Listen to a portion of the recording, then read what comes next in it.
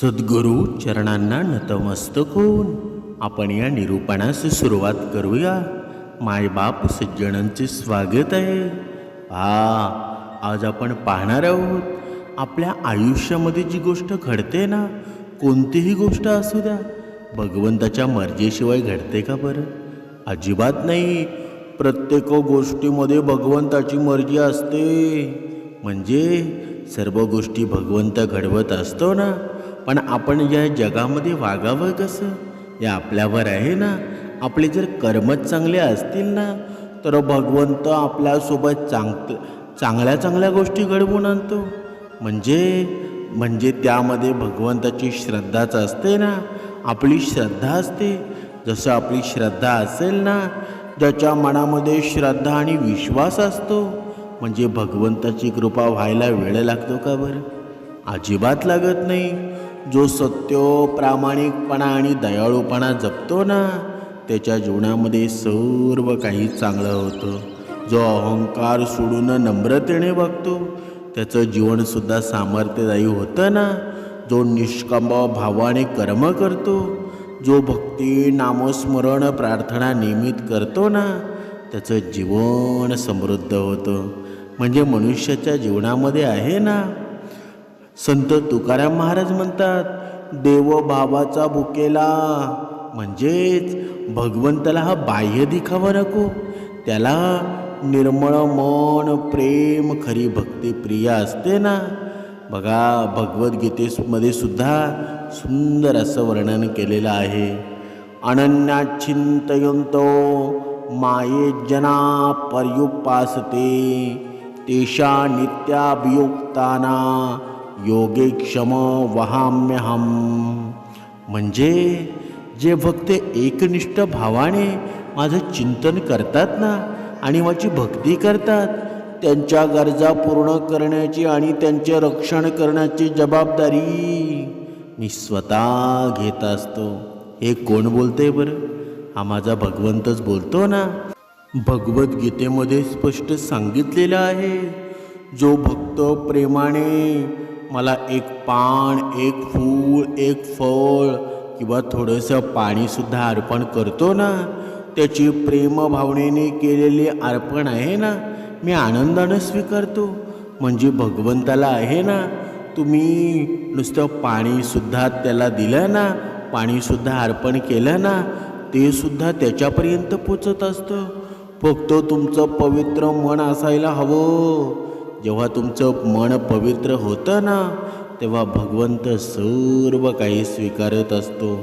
म्हणजे आपल्या जीवनामध्ये आहे ना, आपला पालनकर्ता भगवंतच आहे ना.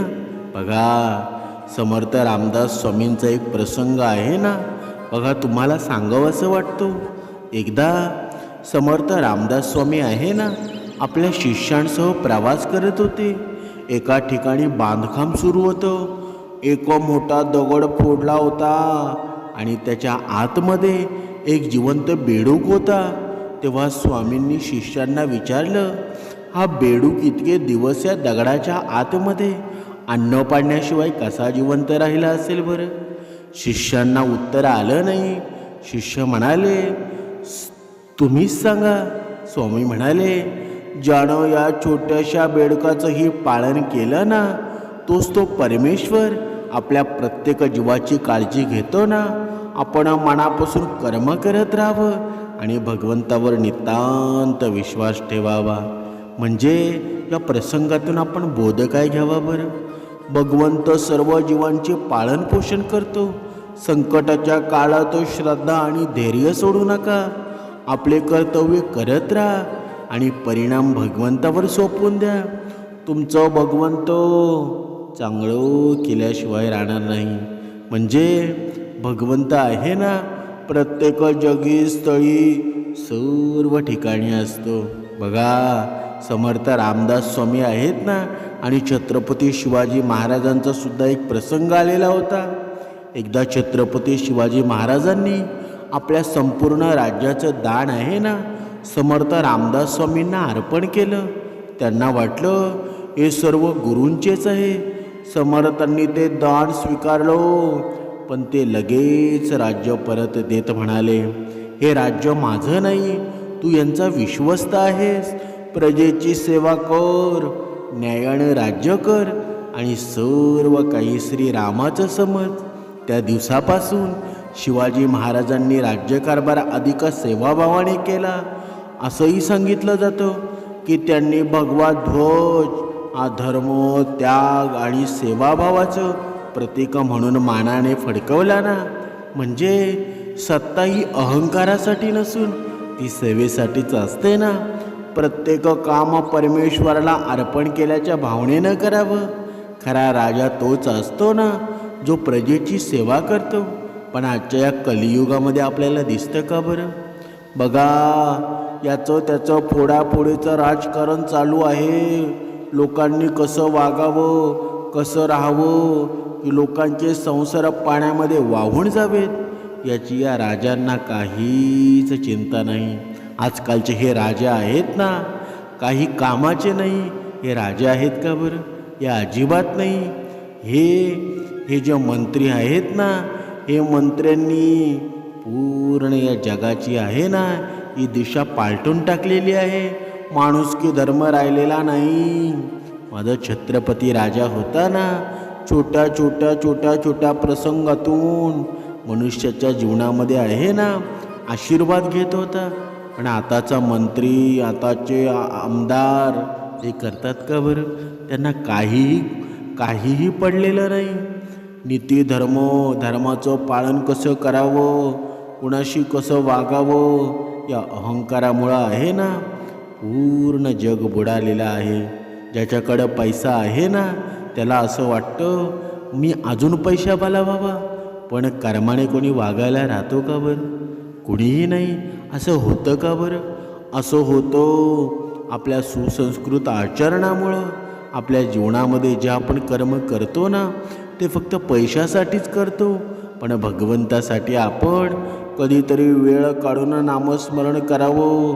भगवंताचे 2 शब्द या कानावर ऐकावे. पण मनुष्य ते करतो का बरं? कधीच करत नाही. आपण जर भगवंताची मनोभावे सेवा केली ना तर भगवंत आपल्या हाकेला सुद्धा धावून येतो. समर्थांनी सुंदर अशा मनाच्या श्लोकांमध्ये सुंदर वर्णन केलेलं आहे. अनाथा दिना कारणे जन्मत आहे, कळंकी पुढे देह होणार आहे. जयावर्णितासी नली वेदवाणी, नुपेक्षी कदा देव भक्ताभिमानी. म्हणजे या अनाथ आणि दून दुबळ्यांसाठी भगवंत जन्म घेतोच ना. यापुढे कल्की रूपाने सुद्धा तो अवतार घेणार आहे. ज्याचं वर्णन करताना वेदही कुंठित होऊन जातात ना. तो देव भक्तांचा कैवारी आहे. तो त्यांची कधीही उपेक्षा करत नाही. म्हणजे भगवंत किती महान असेल बरं. बघा, आपल्याकडे पैसा असो किंवा नसो, तुम्ही व्रत कोणते करा किंवा नका करू, तुम्ही उपवास कोणते करा किंवा नका करू, पण नम्र मनाने आणि पवित्र मनाने जो भगवंताचा धावा करेल ना, जो भगवंताची उपासना करेल, भगवंताची सेवा करेल, त्याच्या एका हाकेला भगवंत धावून आल्याशिवाय राहणार नाही. बघा, तुम्हाला माहीत आहे का, इंद्रानं जेव्हा विनवणी केली तेव्हा भगवंताने त्याच्यासाठी वामनाचा अवतार घेतला ना. समर्थांनी यावर श्लोकसुद्धा सांगितलेला आहे. कृपाभाकिता जाहला वज्रपाणी, तया कारणे वामनो चक्रपाणी, द्विजाकारणे भार्गव चापपाणी, नुपेक्षी कदा देव भक्ताभिमानी. म्हणजे जेव्हा इंद्राने विनवणी केली ना तेव्हा भगवंताने त्याच्यासाठी वामनाचा अवतार घेतला ना. ब्राह्मणांच्यासाठी भगवंताने परशुराम बनून धनुष्य धारण केलं. अशा प्रकारे भगवंत हा भक्तांचा कैवारी आहे. तो त्यांची उपेक्षा कधीही करत नाही. बघा आपला इतिहास सांगतो ना, बघा ज्यानं निर्मळ मनाने भगवंताची भक्ती केली ना, त्याच्या हाकेला भगवंत नक्कीच आलेला आहे. भगवंतानं सांदवी अहिल्यासाठी अरण्यात जाऊन तिचा उद्धार केला. म्हणजे भगवंत किती महान आहे बरं. बघा समर्थांनी सांगितलेलं आहे, अहिले सती लागी अरण्यपंथे, पुढावा पुढे देव बंदित येते. म्हणजे त्या अहिल्यासाठी अरण्यात जाऊन तिचा उद्धार केला. रावणाने देवांशी बंदिवासात टाकलं होतं, त्यांना भगवंतानं सोडवलं. त्यासाठी त्यानं निकराचं युद्ध करावं लागलं. तेव्हा भगवंत हा भक्तांचा कैवारीच आहे ना, तो कधीही भक्तांची उपेक्षा करत नाही. म्हणजे आपल्या जीवनामध्ये आहे ना, सर्व काही भगवंताच्याच मर्जीनं चालतं. मग जर आपण भगवंताची जर सेवा केली ना, भगवंताचं नामस्मरण केलं ना, योग्य कर्मानं आपण जीवन वागलं, तर आपलंसुद्धा जीवनामध्ये समाधान निर्माण होईल ना, आपलासुद्धा विजय होईल ना. पण आपण तसं वागतो का बरं? कधीच तसं वागत नाही. मनुष्यानं दुसऱ्याला त्रास होईल असं वागू नये, दुसऱ्याला दुःख होईल असं वागू नये. बघा पापाचं खाऊ नये, पण मनुष्य तेच करतो, वारंवार करतो आणि पुन्हा भक्तिमार्गामध्ये येतो. मग तुमच्या जीवनामध्ये पुण्य निर्माण होईल का बरं? कधीही होणार नाही. म्हणजे ही भगवंताची लीला आहे ना, ती पूर्वनियोजित असते. देवाचं नियोजन आहे ना, ते अगोदरच झालेलं असतं. पण आपण त्यातच चांगले कर्म केलेले असतील तर त्यापासून भगवंत आहे ना, आपल्याला वाचवू पण शकतो आणि वाचवतो सुद्धा. म्हणून आपल्या जीवनामध्ये आहे ना, भगवंताचं जे नियोजन आहे ना, त्याच्या आड कधी तुम्ही येऊ नका. आपल्याला वाटत असेल की ते चुकीचं आहे, पण भगवंताचं नियोजन एवढं स्ट्रॉंग असतं ना, की त्यामागून आपलं काहीतरी चांगलं झालेलं असतं, दुसऱ्याचं काहीतरी चांगलं झालेलं असतं. बघा तुम्ही एका प्रसंग ऐकलेला असेल. एकदा एक राजा घनदाट जंगलामधून जात होता, जिथे त्याला खूप तहान लागते. इकडे सर्व काही शोधल्यानंतर त्याला कुठे पाणी मिळत नाही. तहानेनं त्याचा घसा सुकून जातो. त्याची नजर एका झाडावर पडते. तिथे एका फांदीवरून थोडेसे पाणी थेंब पडत होते. तो राजा त्या झाडाजवळ जाऊन खाली पडलेल्या प्राण्यांचे दोन बनवून त्या थेंबाने द्रोण भरू लागला. जसे तसे जवळजवळ वेळ होऊ लागल्यावर तो द्रोण भरला आणि राजा प्रसन्न होऊन जसं त्या पाण्याला पिण्यासाठी द्रोणला तोंडाजवळ घेतो ना, तेव्हा तिथे समोर बसलेला एक पोपट आवाज करत आला. त्या द्रोणला झडप मारून परत त्या समोरच्या दिशेनं बसला. त्या द्रोणचे पूर्ण पाणी खाली पडलं. राजा निराश झाला. खूप प्रयत्नानंतर पाणी मिळालं होतं आणि तेही पक्षानं पाडलं. परंतु आता काय होऊ शकतं असा विचार करून परत त्या रिकाम्या द्रोणला भरू लागतो. खूप मेहनतीनंतर पुन्हा ते द्रोण पात्र आहे ना ते भरतं आणि राजा परत आनंदित होऊन जसे त्या पाण्याला प्यायला ते द्रोण तोंडाजवळ घेतो ना, तर तो बसलेला पोपट आवाज करत येतो आणि त्या द्रोणला झडप मारून पाणी पाडून परत समोर बसतो. असो सलग 2-3 वेळा होतं. आता राजा हताश होऊन क्रोधित होतो. इतका परिश्रमानं एकत्र पाणी केल्यावर सुद्धा हा दुष्ट पक्षी कसा वागतोय माझ्याशी, असा त्याच्या मनामध्ये संभ्रम निर्माण होतो ना. आता मी याला सोडणार नाही. आता हा जेव्हा परत येईल ना, तेव्हा याला मी संपून टाकेल, असं त्याच्या मनामध्ये ठरवतो. राजा आपल्या हातामध्ये चाबूक घेऊन परत त्या द्रोणला भरू लागतो. बघा खूप वेळेनंतर त्या द्रोणात पाणी भरतं. तेव्हा राजा पिण्यासाठी त्या द्रोणाला उंच करतो आणि तो पोपट परत आवाज करत जसा त्या द्रोणला झडपा मारण्यासाठी जवळ येतो ना, तसंच तो राजा चाबूक पोपटावर मारतो आणि त्या पोपटाचं प्राण निघून जातो. आता राजा विचार करतो, या पोपटापासून तर पिच्छा सुटला, परंतु असे थेंब थेंब करून कधी परत द्रोण भरू आणि कधी माझी तहान भागवेल. म्हणून जिथून हे पाणी पडत आहे ना, तिथे जाऊन पटकन पाणी भरतो.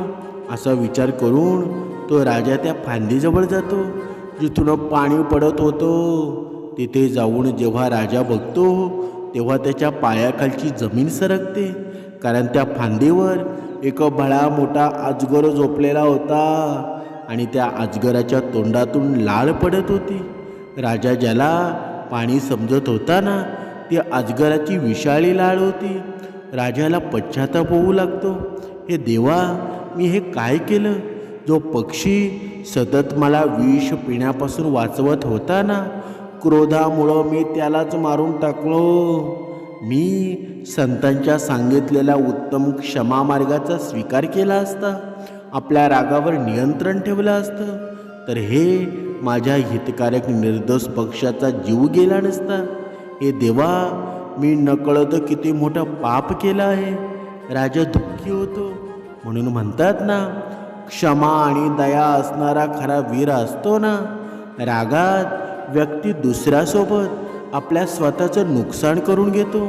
राग आहे ते विषच आहे ना, ज्याची निर्मिती अज्ञानामुळे होते आणि अंत पश्चातापाने होतो ना. म्हणून नेहमी रागावर नियंत्रण ठेवलं पाहिजे. अति रागाने भीक माग अशी म्हण आहे ना. बरेचदा असे बोलून जातं, रागावर नियंत्रण ठेवणं गरजेचं आहे. म्हणून देवाला श्रद्धेपूर्वक भजावं, चांगलं आचरण, देवावर विश्वास ठेवावा. देव माझा मी देवाचा, ही भावना सतत आपण मनात बाळगावी. मूर्तीपूजेतून भक्ती केली जाते. व्रत, उपवास, तीर्थक्षेत्र यातून भक्ती केली जाते ना. शारीरिक त्रास घेऊन भक्ती केली जाते. खऱ्या भक्तीमध्ये त्याग महत्त्वाचा असतो. मनुष्य जीवन जगताना घडण्यापेक्षा अधिक बिघडतो.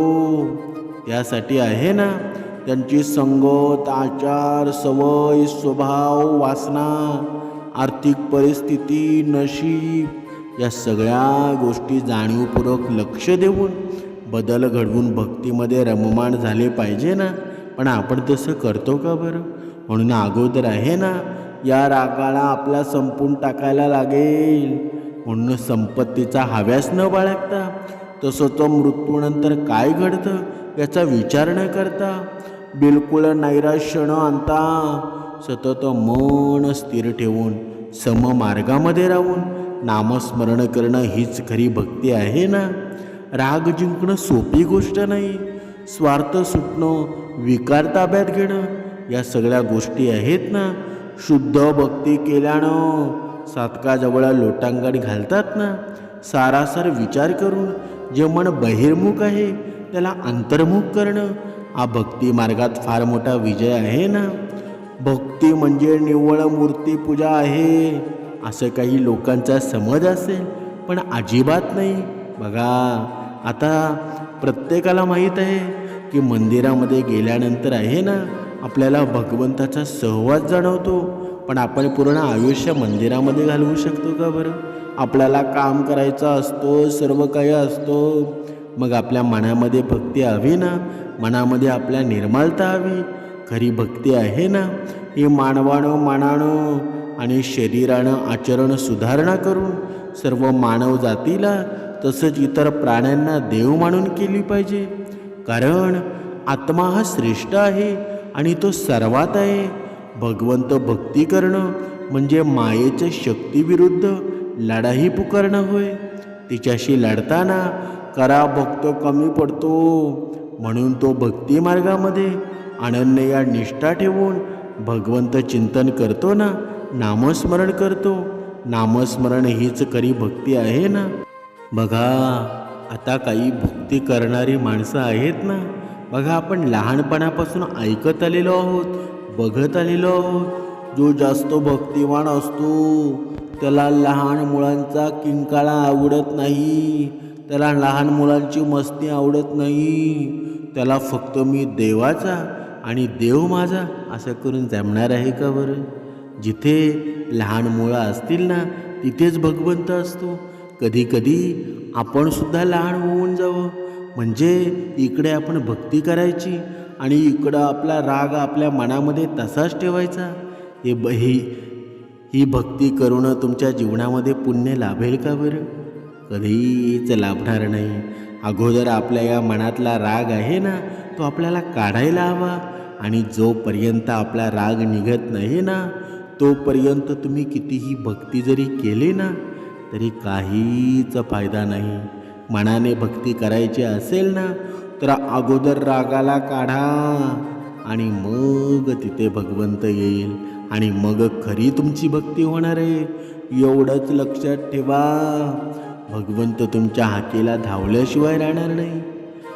जय जय रघुवीर समर्थ.